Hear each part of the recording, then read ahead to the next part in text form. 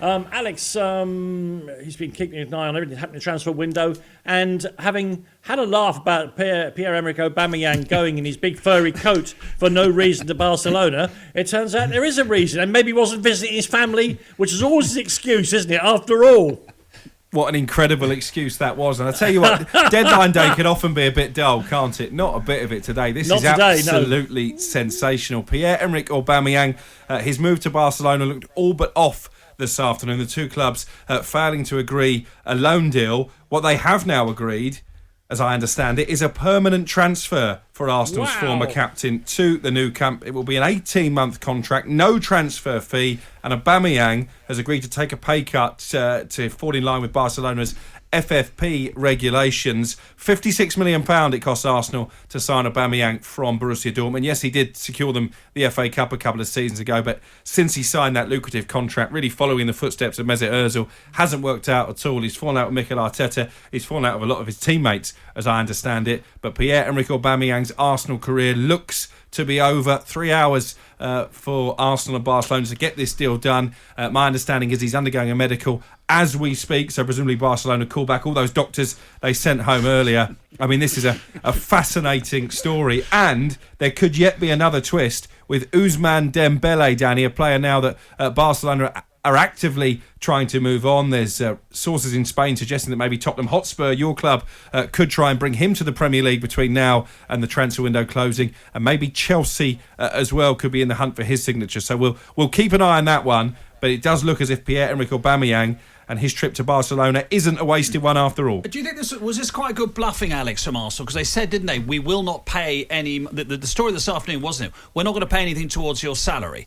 So at which stage that's why it collapsed, wasn't it? Absolutely. So maybe they played their hand quite well here, Arsenal, in the sense of if you want him, you've got to take him permanently off our hands. I think you're right there, but I think where Arsenal fans maybe won't be happy is they don't seem to be at this stage trying to bring in a replacement, and that means their top four assault, if we can call it that, will be spearheaded by Alex Lacazette, who's not exactly goal drunk, and Eddie Nketiah, who for me isn't a player capable of being in a side that are challenging for the top four. So a lot of Arsenal fans in our office, they're disconsolate at this news, not so much that Aubameyang is leaving, but that Arsenal aren't planning to replace him. They've tried to get Arsenal interested in Dembele as well. It seems like there's not long to go to try and get Arsenal involved in that one, but could they make a move for him, do you think?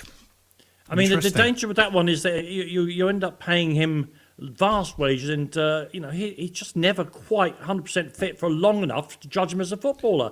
He's had 3 years in and out of that team.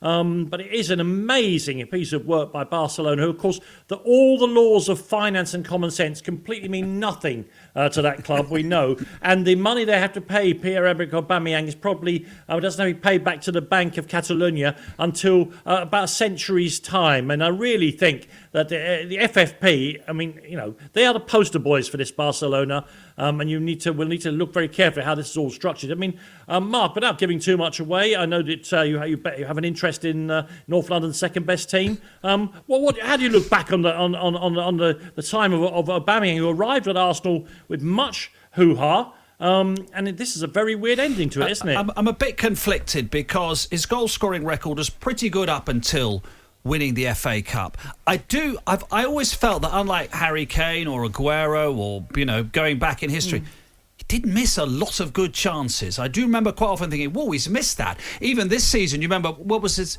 one of his last games? I think it was against Newcastle. He hit the post from a yard out.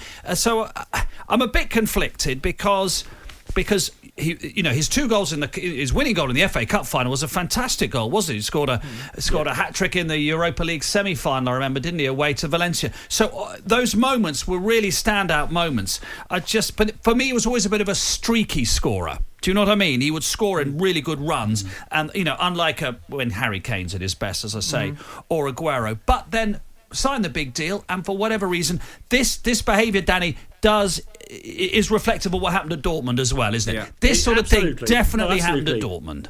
Yep. And that means Barcelona's starting lineup in the second half of the season will probably be Adama Traore, Memphis Depay, and Aubameyang starting left. It's an interesting looking forward line. I think, Alex, you've got more news for us. Yeah, I hope you weren't getting too excited, Danny, about the prospect of signing Ousmane Dembele because... No, I wasn't.